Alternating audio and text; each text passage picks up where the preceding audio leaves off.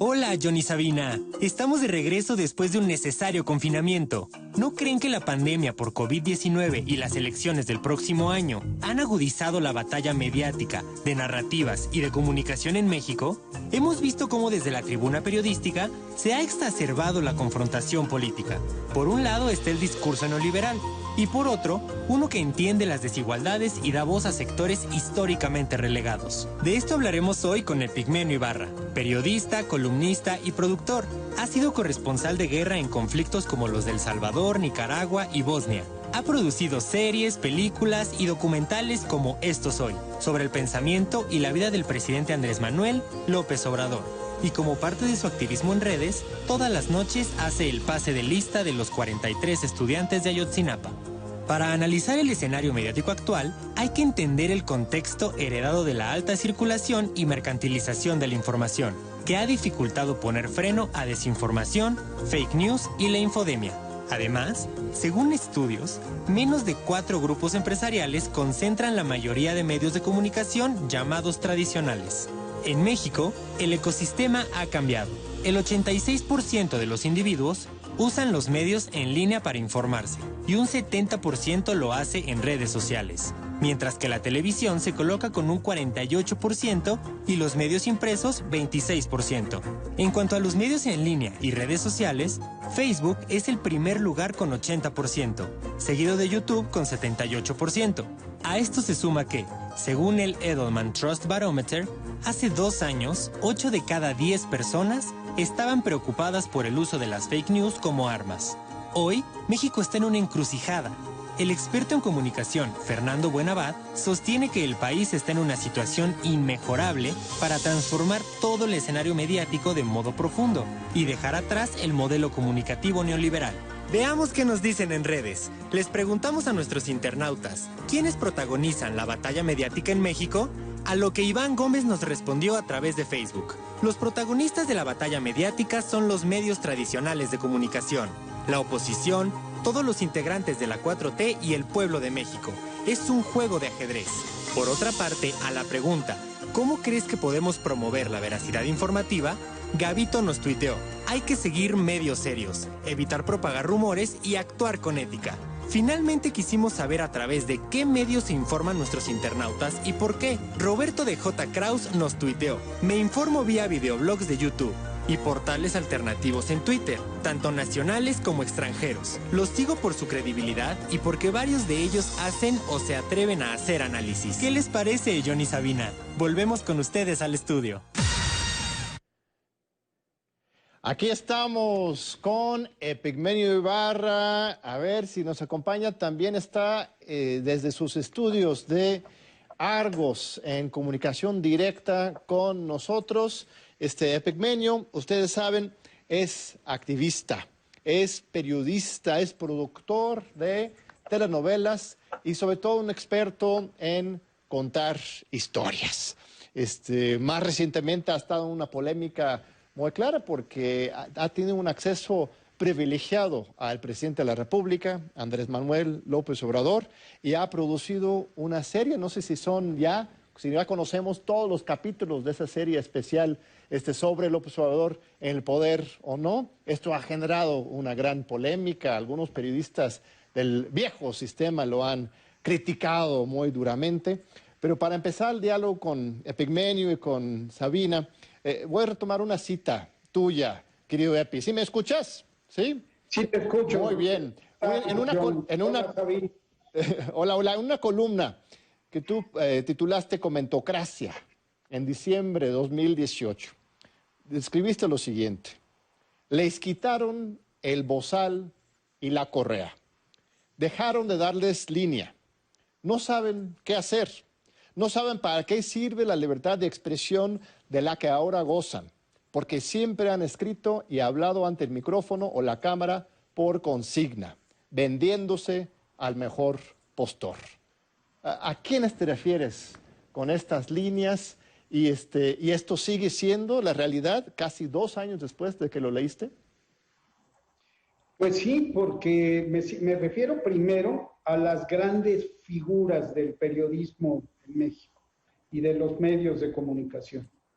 aquellos que durante tantas décadas, muchos de ellos ya, han ocupado los espacios privilegiados de los medios convencionales y han tenido una relación estrecha y perniciosa, perversa, digo ya yo, con el poder, y que hoy están huérfanos de esa relación con el poder, y a los que ya no llega el dinero que llegaba en enormes cantidades, porque el poder, el viejo régimen, les ordenaba, los mandaba callar y les ordenaba qué decir. Y fueron, en esa medida, cómplices de la consolidación de un sistema corrupto y autoritario en nuestro país. Esto no lo digo yo, esto lo sabe todo el mundo. Epigmenio, en este contexto, ¿qué te parece que Televisa y TV Azteca van a recibir millones y millones de pesos por difundir las clases a las escolares en sus pantallas? ¿No te parece que hubiera sido mejor gastar ese dinero en poner antenas para que el Internet llegue a todo el territorio y de una vez independizarnos de las televisoras comerciales? Es que no da tiempo, Sabina. O sea, tú no puedes, por más dinero que le metas, montar torres repetidoras y llevar el Internet a todo el país. El atraso en la digitalización del país es terrible. La penetración de las redes es muy baja porque precisamente al viejo régimen nunca le interesó. Eso en primer lugar. En segundo lugar, si hacemos caso a lo que dijo hoy López Obrador, no tendrían por qué recibir millones y millones y millones de pesos. Porque el presidente habló hoy, dijo, va a ser un costo, una tarifa social. Se van a pagar costos de operación. Y costos de operación, considerando que la producción la va a hacer el sistema de televisión pública. Creo que el Canal 11. De hecho, sí, estamos aquí en el Canal 11 produciendo pues casi todos los contenidos, entiendo, de primaria, y el acuerdo es de transmisión, nada más. Y de transmisión limitada por canales ya existentes.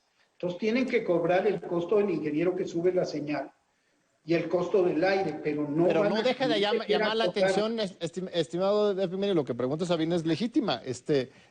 No deja de llamar la atención que los adversarios de siempre, hasta la fecha, muchos de estos canales de televisión privadas se han erigido como los opositores, incluso fomentado un discurso golpista. El mismo Ciro Gómez Leiva a ti te llamó el Goebbels, ¿no? De la cuarta. Entonces, bueno, está usando su libertad de expresión, por supuesto, pero ¿para qué premiarlas? ¿Qué determina este gobierno? También un pragmatismo brutal. Y la gran pregunta que se hacía López Obrador, ¿qué hacer con los ricos? Pues obligarlos a participar en la transformación. Sin embargo, Epigmenio, permíteme que te interrumpa. Yo pondría en duda esto de los costos. Yo lo leo más como un asunto político y te digo en qué me baso. Hoy se lo consulté a una experta en Internet, alguien que dirigió Google Latinoamérica, y me confirmó que hubiera sido más barato con los mecanismos que existen actualmente, hacer llegar el Internet a todas partes del país.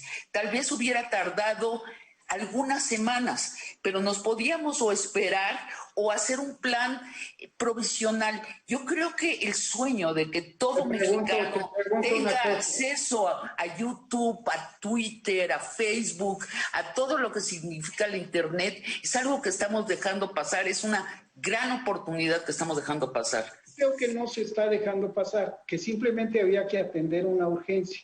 Porque la segunda cosa que no te dijo tu amiga la experta es que además tienes que dotar a todo el mundo de dispositivos inteligentes. Así en México es. Hay 52 millones de líneas celulares, 52.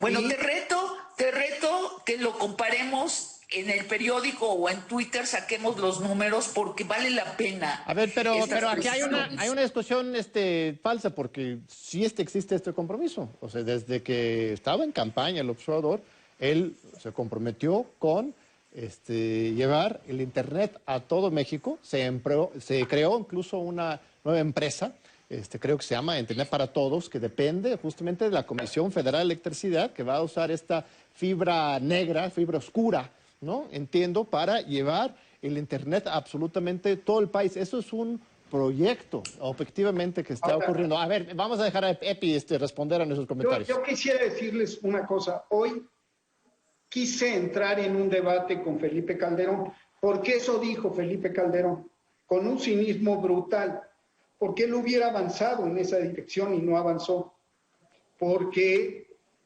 la red de la Comisión Federal de Electricidad la alquiló a particulares. Y le decía yo, mire, primero es falso que se pueda instalar una red en las semanas que quedan. Segundo, es falso que todo el mundo tenga dispositivos.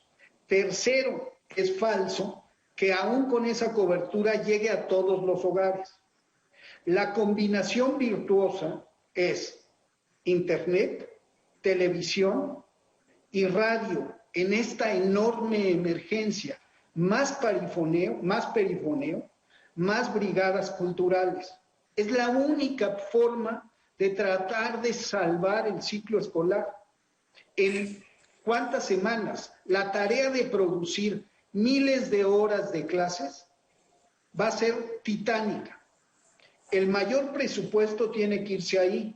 Yo estaría de acuerdo, más que en el debate, en establecer una vigilancia muy estricta en lo que son en que se cumpla la idea de que es una tarifa social y no es un negocio para las televisoras. Pigmenio, tenemos mucho que platicar y no quisiera que nos atoráramos aquí y voy a reutilizar una expresión tuya. No es un debate, yo creo que es un asunto de aterrizar cifras, de entender la situación real. Yo coincido contigo, no es un asunto de un debate y por mi parte yo me comprometo a hacer mis consultas con expertos y publicar los resultados. ¿Por qué no hablamos ahora de la guerra mediática, del núcleo de esto que queremos platicar contigo? La guerra mediática. Estamos en una polarización de narrativas en este país, debido a que ha entrado un gobierno que tiene una narrativa distinta a la que fue la usual en los medios durante 40 años. Una narrativa distinta y un comportamiento distinto. ¿Cómo trazarías esta guerra? 10,000 millones de pesos al año gastaba el gobierno de Enrique Peña Nieto en publicidad por encima de la mesa. Por debajo de la mesa y fuera de la ley, el gasto no podemos ni siquiera calcular. Hay un debate fuerte entre la prensa, los columnistas, la gente que vivía del subsidio gubernamental y el gobierno que corta al 50% el gasto publicitario, al 80% el gasto publicitario. La prensa en México, los canales de televisión en México volvieron insustituible el ingreso gubernamental. No encontraron formas de ingreso propios de un medio de comunicación en ningún país del mundo. Ningún país del mundo. Bueno, quizá en Albania.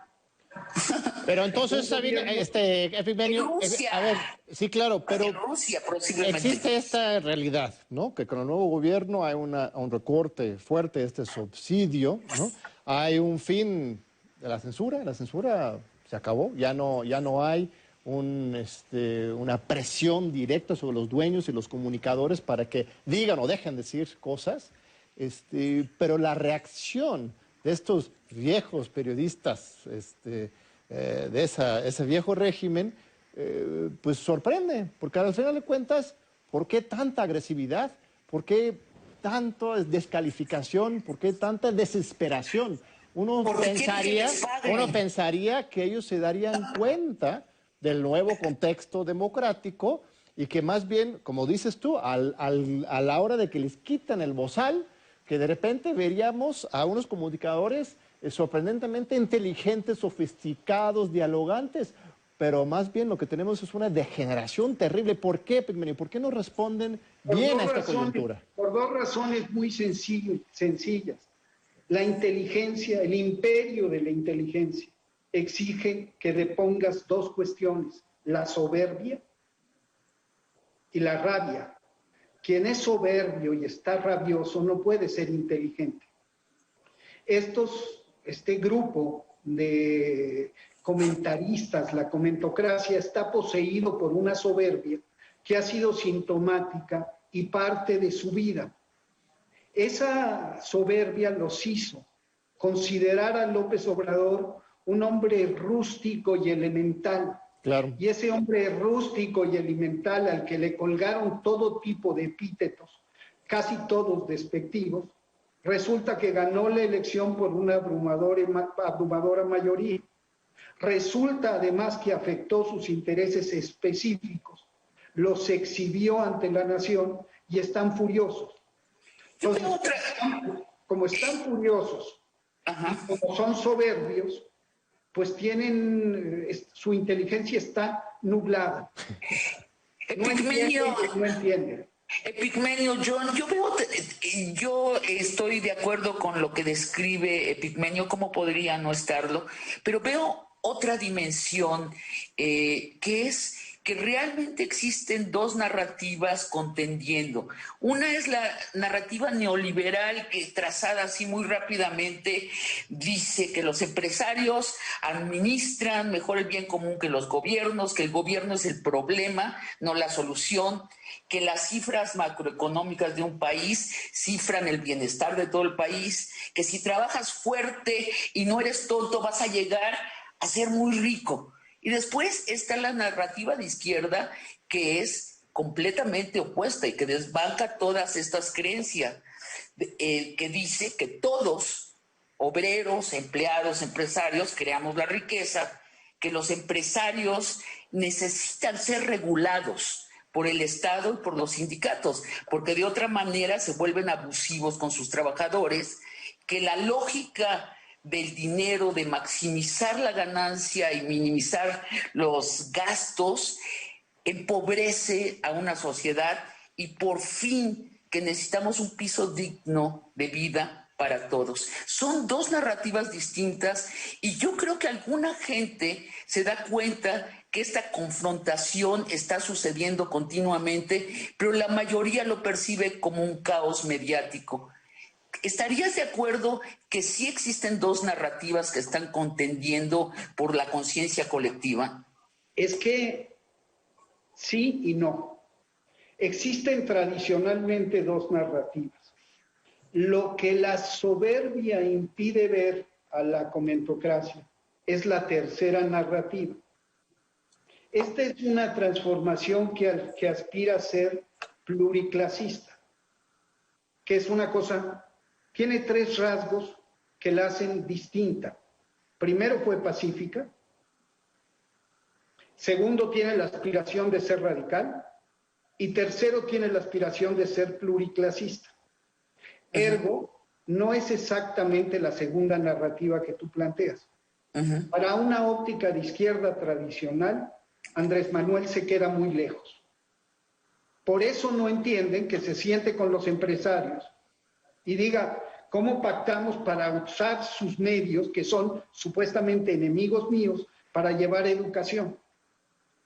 Porque es una tercera vía la que está en juego. O lo de Trump, Epigmenio, por ejemplo. La reunión con Trump fue quizás el ejemplo más claro de este rompimiento de esquemas, ¿no? O sea, realmente no lo que está ocurriendo es...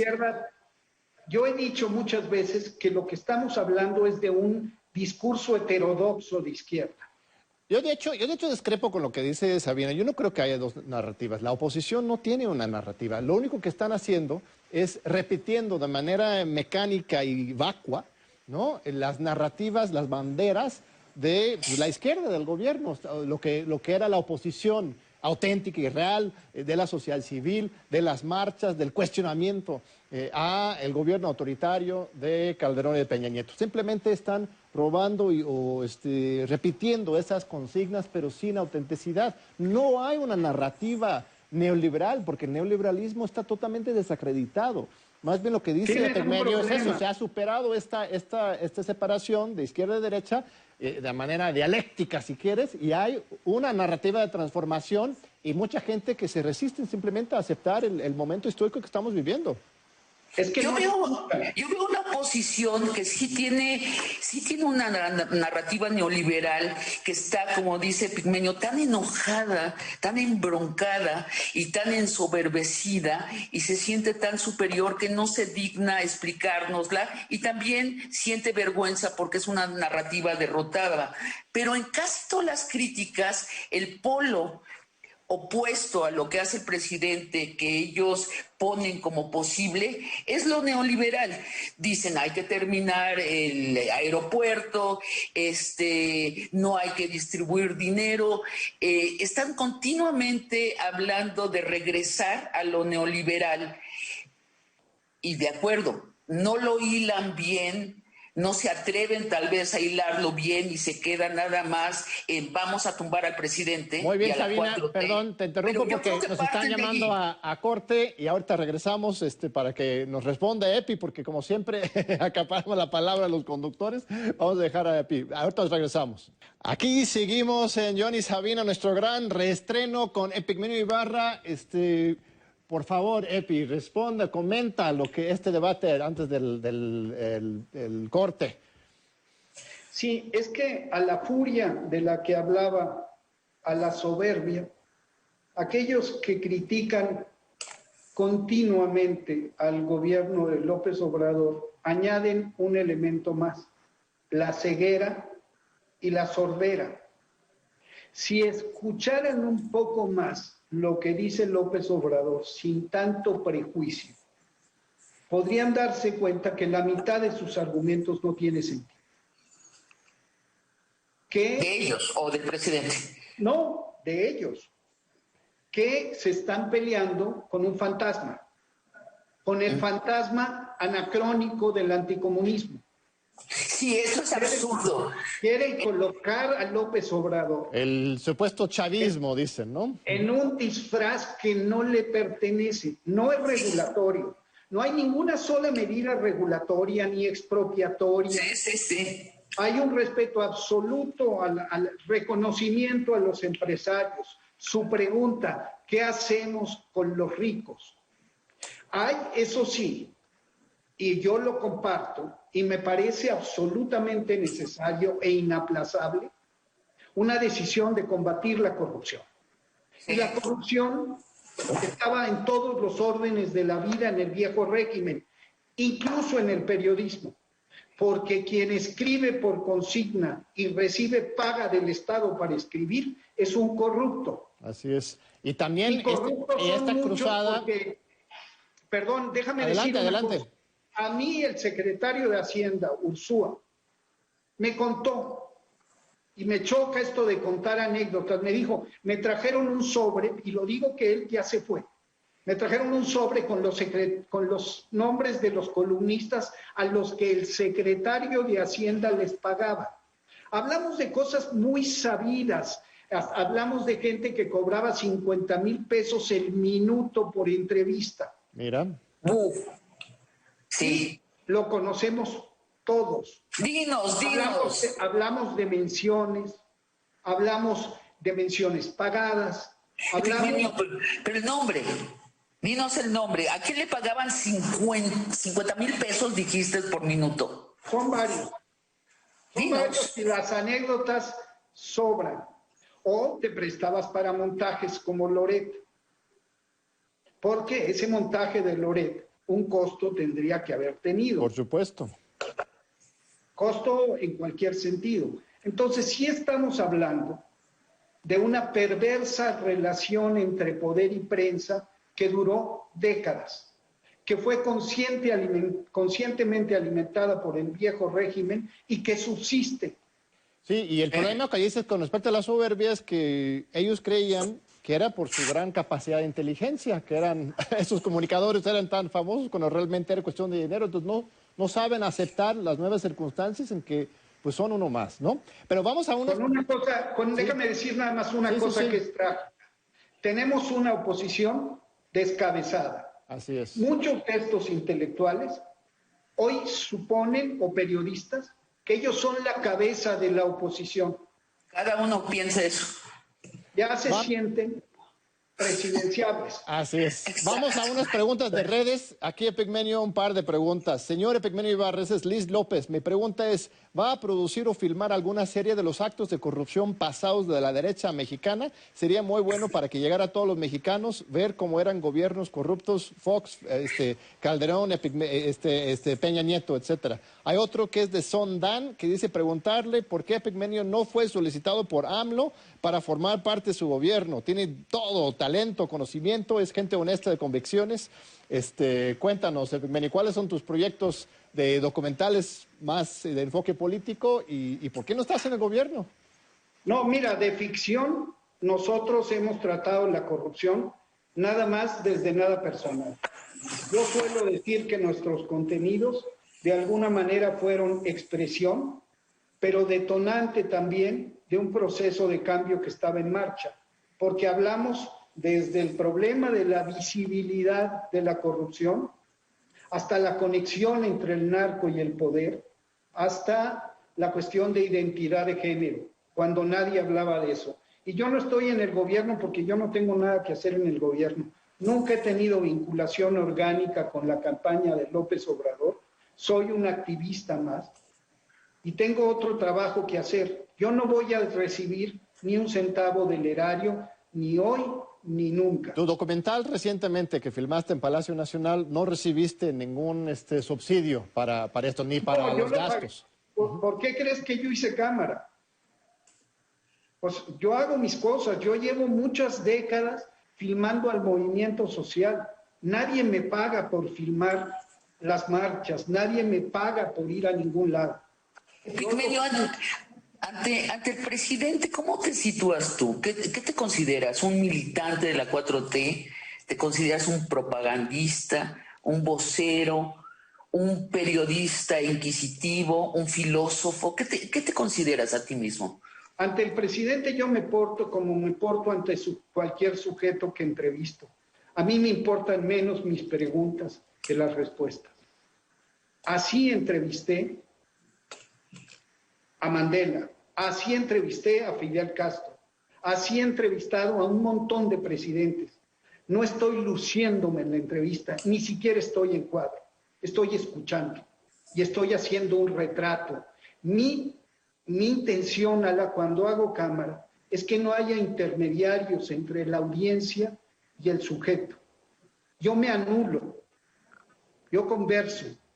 A Fidel Castro le dije, le voy a poner enfrente los argumentos de sus enemigos para que los rebata, las dudas de sus amigos para que las aclare y mis propias perplejidades.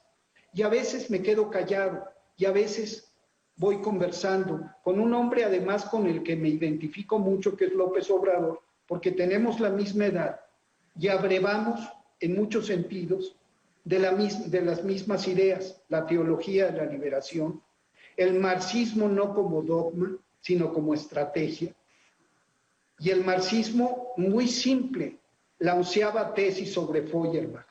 En lugar de interpretar el mundo hay que transformarlo. Muy bien, vamos con unas preguntas del público, perdón, pero nos han mandado más de una media docena de preguntas, a veces nos alcanza a escuchar algunos. Vamos con la primera, por favor.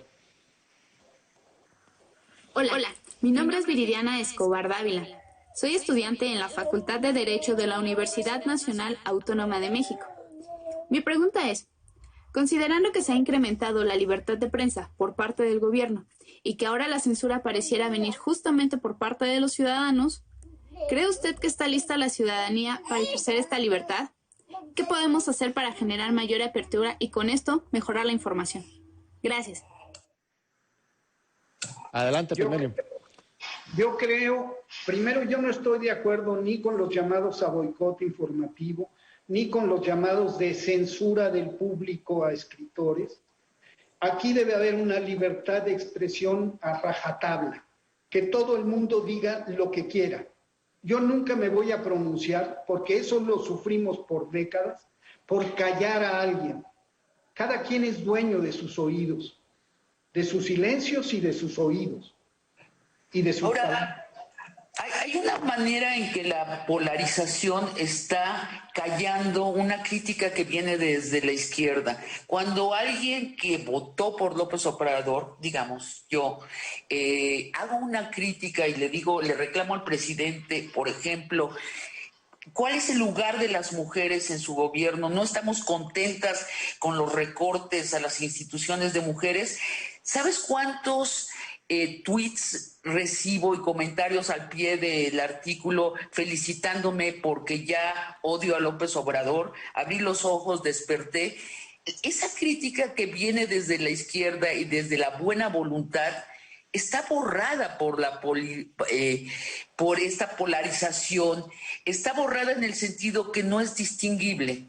¿No te parece, Epigmenio, que necesitamos más espacios para esta manifestación del pensamiento de izquierda? Sí, el problema es que nos están robando el espacio y la tolerancia para el debate. Así ¿Por qué? Porque métete a mi cuenta. Yo recibo a veces 6,000 mensajes diarios con los insultos más procaces. Así es. Y con la estrategia similar a la que usaban los nazis. Lo primero que hacen es te deshumanizan. Sí. Te deshumanizan, te anulan. O sea, la vulgaridad y la procacidad de la que nos hacen víctima a la gente de la izquierda son terribles.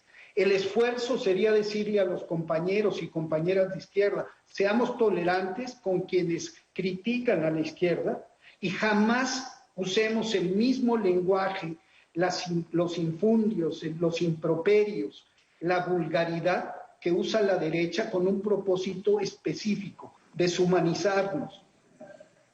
Ahora, Además, eso es una estrategia pagada, Epigmenio. A mí me llega también miles y miles de ataques y de infundios y de agresiones todos los días, sobre todo en Twitter, lo han envenenado particularmente fuerte. Pero eso es una red de apoyo bien financiado, ¿no? El nuevo chayote, si quieres decir, que no viene del gobierno, sino de redes internacionales muy bien apoyados, que los han evidenciado, por ejemplo, varios expertos, como Julián Macías, desde España, de que esto no es orgánica, pues, ¿no? O sea, hay una estrategia coordinada. Pero vamos a otra pregunta de Leonardo Pérez, creo.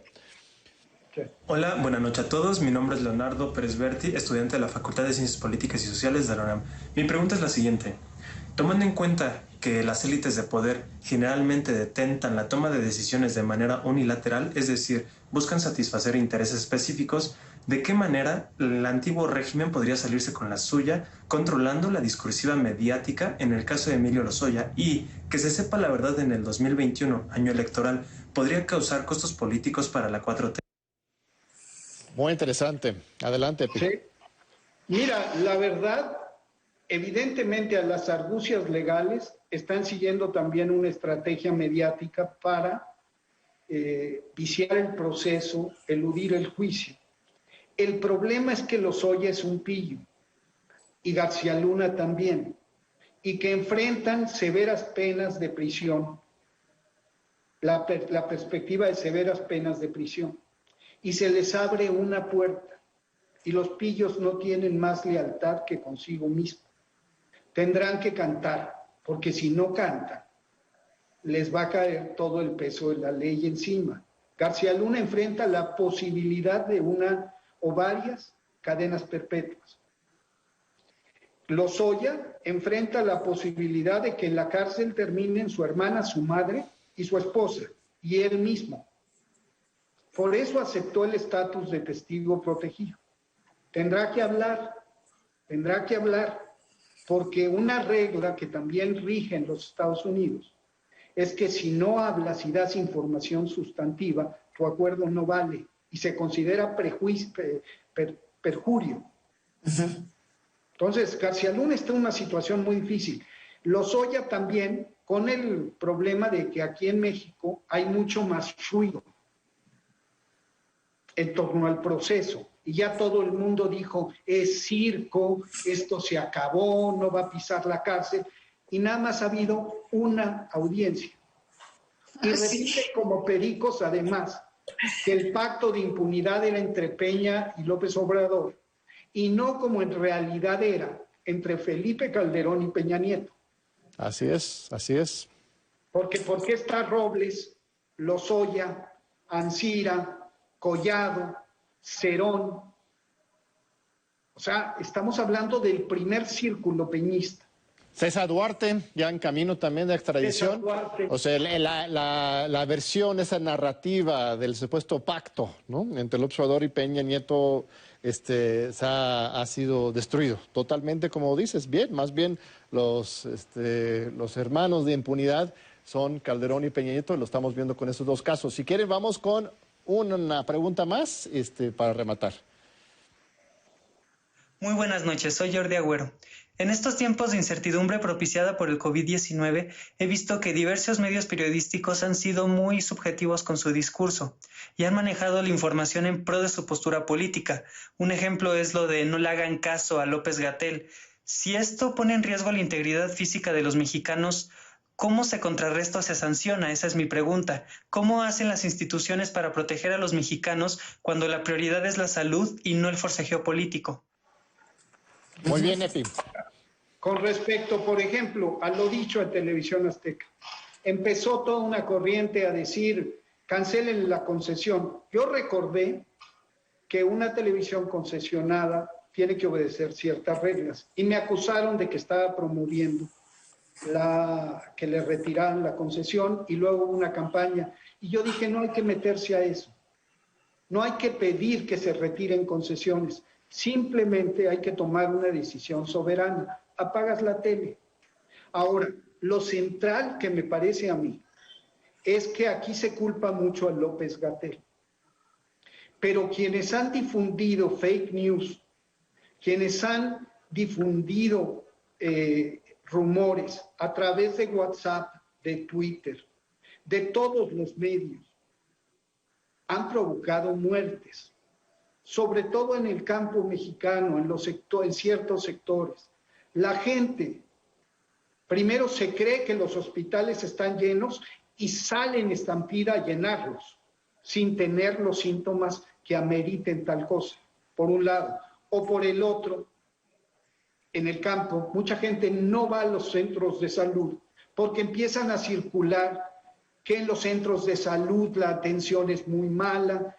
O sea, aquí hay una responsabilidad de los medios de comunicación que un día la historia, y no López Obrador, un día la historia los va a juzgar y le va a cobrar a Felipe Calderón, entre otros muertos, los muertos que la desinformación pudo haber causado. Ahora, yo creo que lo de TV Azteca, siendo que es un medio nacional, la segunda televisora de más audiencia del país, sí fue grave. De hecho, yo por eso me fui de TV Azteca. Yo no pude conciliar mi conciencia con un llamado a la gente que saliera a trabajar, sabiendo que el virus sí es letal y no es verdad que solo ataca a ancianos de más de 80 años. Yo no lo pude soportar, mi conciencia no lo soportó. Soy hija de sobrevivientes del Holocausto y mi abuelo me contaba que por el radio el domingo se oía la voz de Hitler decir que iba a matar a los judíos, a los gitanos, a los homosexuales, a los rusos, y que iba a matar a todos los que se le opusieran e iba a conquistar el mundo. Y después llegaba un locutor y decía, está loco el señor, no le hagan caso. Y ese locutor intermedio dejó a mucha gente en el desamparo y no se salvaron porque no huyeron a tiempo. Mi abuelo, que era un viejo lobo de mar, sí le creyó todo a Hitler y pudo huir y venir a este país que le dio puerto, que es México. Yo considero que lo que pasó sí es muy grave y amerita nuestra reflexión de cuáles son los límites de la libertad de expresión. Si llamas algo como dice la persona que te lo pregunta, si llamas a que la gente arriesgue su vida y la pierda, yo creo que estamos en terrenos muy distintos a emitir opiniones. ¿No hay límites, Epi? ¿De acuerdo? Pero las fake news lanzadas también en Twitter por redes de WhatsApp que cuestan muchísimo dinero. Así es. También causan muertes. Yo no estoy diciendo que sea trivial lo de Televisión Azteca. Lo que estoy diciendo es que no es el momento de proceder, porque eso es un poco lo que se busca. Esas son provocaciones que tienen un alto costo en vidas.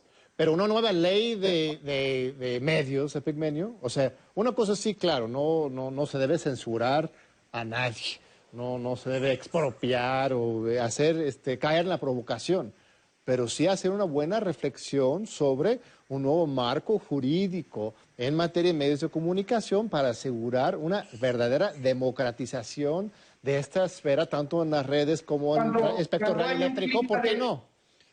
Cuando haya un clima de sensatez y serenidad, en este momento sería un argumento más para la polarización. Por eso...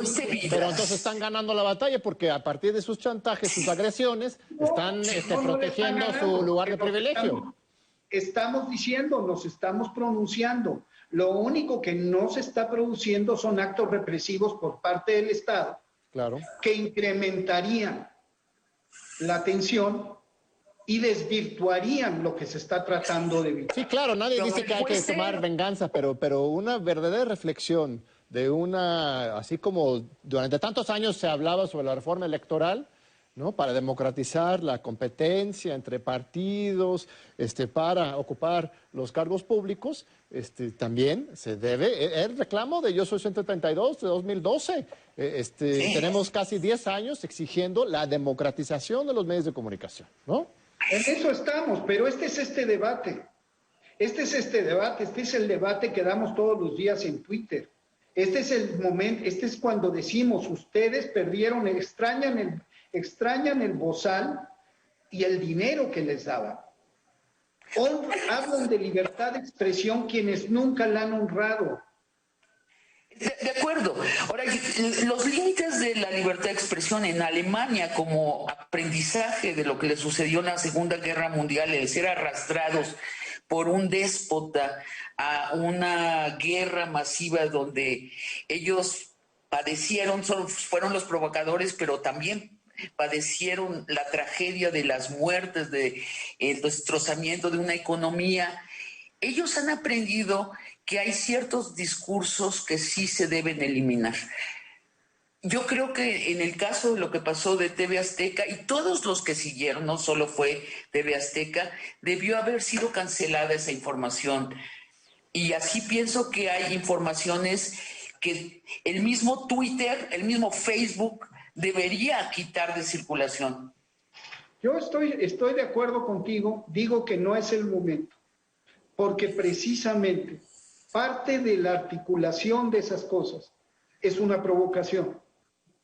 Hoy muchos de los que hablan que es condenable esa expresión de Televisión Azteca, si hubiera una acción contra la concesión, saldrían mañana diciendo, te los dijimos, ahí está, Chávez. Entonces, López Obrador navega en aguas complicadas, además más complicadas con la pandemia.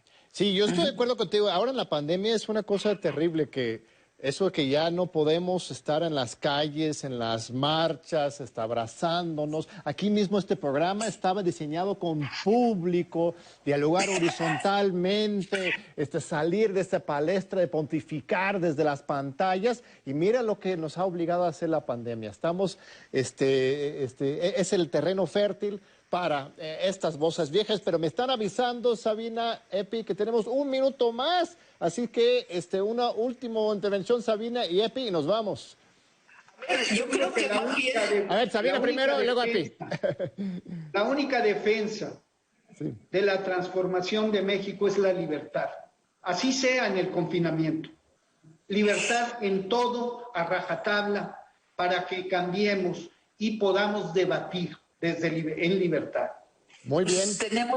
Nos sobra solo tiempo para agradecerle a Epigmenio Ibarra sus sabias palabras, su experiencia en cuanto a medios de comunicación, asegurarle que lo vamos a molestar más adelante para seguir hablando sobre el tema, anunciarles que el próximo programa tendremos a John Ackerman para hablar del INE. No, ¿verdad? No, tenemos a Hugo López-Gatell, aquí va a estar para hablar de cómo el presidente es un científico. El presidente es un científico y cómo ha manejado este proceso. Vamos con Hugo en unos 8 días. Muchas gracias, Epigmenio. Un gran abrazo. Gracias, un fuerte abrazo. Mil gracias.